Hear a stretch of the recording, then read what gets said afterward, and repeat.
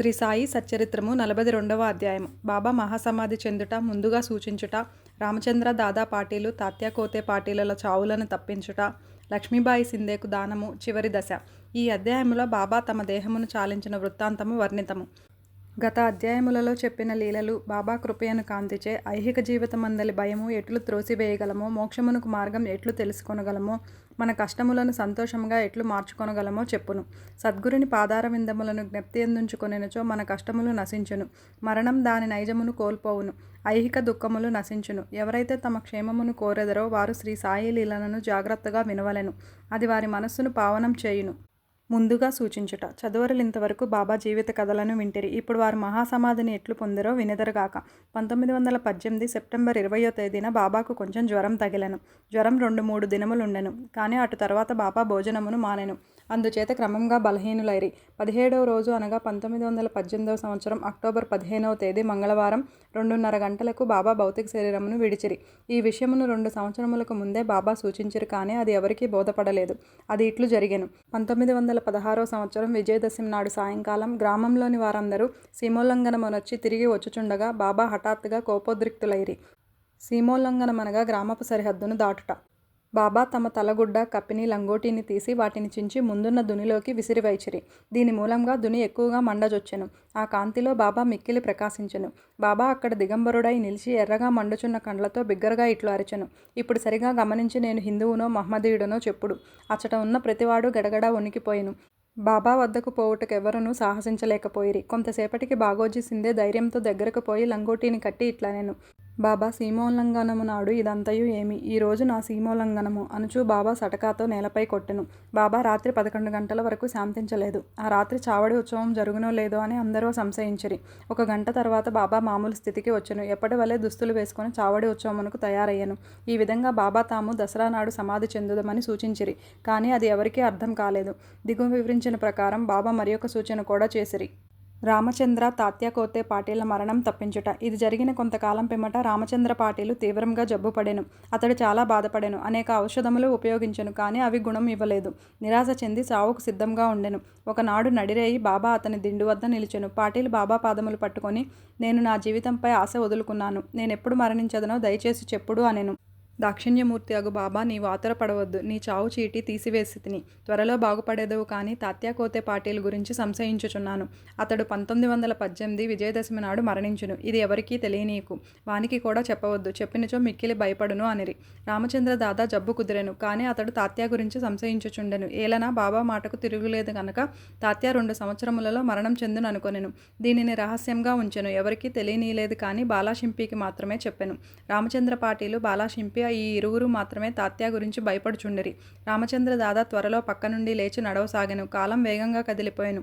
1918 భాద్రపదం ముగిసెను. ఆశ్వయుజ మాసం సమీపించుచుండెను. బాబా మాట ప్రకారం తాత్యా జబ్బు పడెను. మంచం పట్టెను. అందుచే బాబా దర్శనముకై రాలేకుండెను. బాబా కూడా జ్వరంతో ఉండెను. తాత్యాకు బాబా యందు పూర్తి విశ్వాసం ఉండెను. బాబా శ్రీహరిని పూర్తిగా నమ్మియుండెను. దైవమే వారి రక్షకుడు. తాత్యా రోగము అధికమయ్యెను. అతడు కదలలేకపోయెను. ఎల్లప్పుడూ బాబానే స్మరించుచుండెను. బాబా పరిస్థితి కూడా క్షీణించెను. విజయదశమి సమీపించుచుండెను. రామచంద్ర దాదాయు బాలాషింపియు తాత్యా గురించి మిగులు భయపడిరి. వారి శరీరములు వణకచొచ్చెను. శరీరమంతయు చెమటలు పట్టెను. బాబా నుడివిన ప్రకారం తాత్యా చావు దగ్గరకు వచ్చెననుకొనిరి. విజయదశమి రానే వచ్చెను. తాత్యా నాడి బలహీనమయ్యెను. త్వరలో ప్రాణము విడుచునని అనుకొనిరి. ఇంతలో గొప్ప వింత జరిగెను. తాత్యా నిలిచెను. అతని మరణం తప్పెను. అతనికి బదులుగా బాబా దేహత్యాగం చేసెను. వారిలో వారు మరణం మార్చుకున్నట్లు కనిపించెను. బాబా తన ప్రాణమును తాత్యా కోసం అర్పించెనని జనులు అనుకొనిరి. బాబా ఎందులకిట్లు చేసినో బాబాకే తెలియను. వారి కృత్యములు అగోచరములు. ఈ విధంగా బాబా తమ సమాధిని సూచించిరి. తమ పేరుకు బదులు తాత్యా పేరు తెలిపిరి. ఆ మరుసటి ఉదయం అనగా అక్టోబర్ 16వ తేదీన పండరీపురంలో దాసగణుకు బాబా స్వప్నమును సాక్షాత్కరించి ఇట్లనిరి. మసీదు కూలిపోయినది. వర్తకులు నన్ను చాలా చికాకు పెట్టిరి, కనుక ఆ స్థలమును విడిచిపెట్టినాను. ఈ సంగతి నీకు తెలియచేయుటకై వచ్చినాను. వెంటనే అక్కడకు పొమ్ము. నన్ను చాలినన్ని పుష్పములచే కప్పుము. షిరిడీ నుంచి వచ్చిన ఉత్తరం వలన కూడా దాసగణునికి ఈ సంగతి తెలిసెను. అతడు వెంటనే శిష్యులతో షిరిడీ చేరెను. భజన కీర్తన ప్రారంభించెను.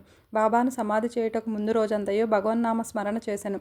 భగవన్నామ స్మరణ చేయుచు ఒక చక్కని పువ్వుల హారమును స్వయంగా గుచ్చి దానిని బాబా సమాధిపై వేసెను. బాబా పేరుతో అన్నదానం చేసెను. లక్ష్మీబాయి సింధేకు దానము. దసరా లేదా విజయదశమి హిందువులకు గొప్ప శుభ సమయము.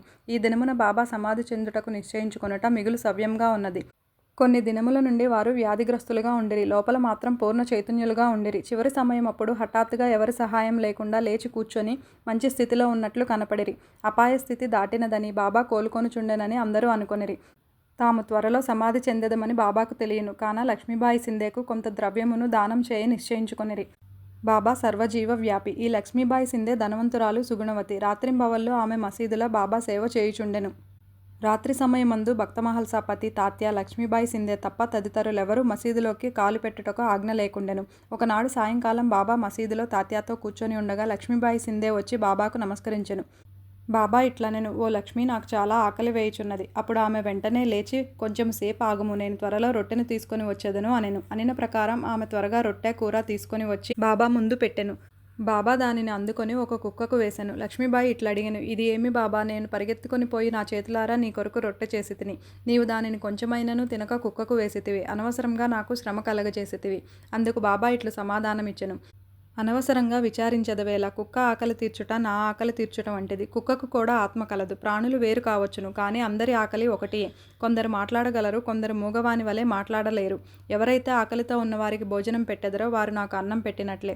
దీనినే గొప్ప నీతిగా ఎరుగుము. ఇది చాలా చిన్న విషయం, కానీ బాబా దానివల్ల గొప్ప ఆధ్యాత్మిక సత్యమును బోధించి ఇతరులకు ఎట్టి బాధయు కలగకుండా నిత్య జీవితంలో దానిని ఆచరణలో పెట్టుట ఎటులో చూపించిరి.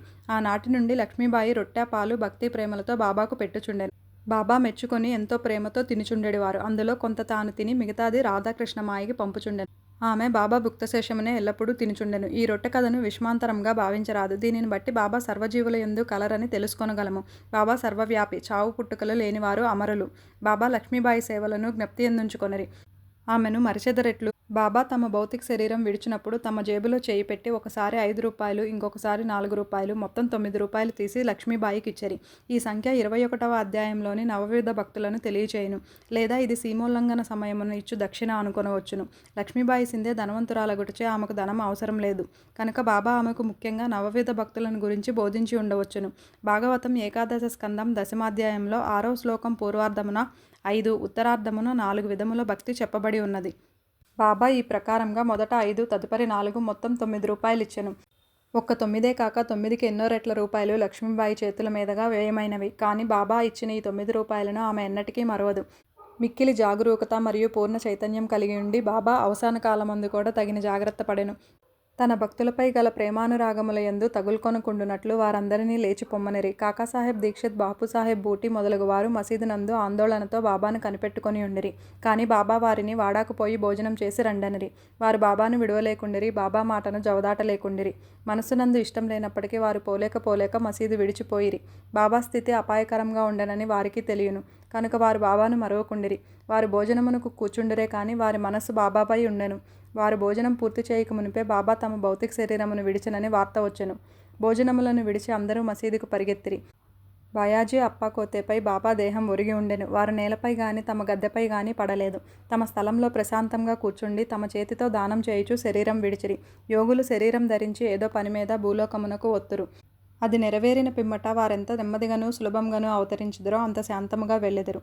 42వ అధ్యాయం సంపూర్ణం. ఓం నమో సాయినాథాయ.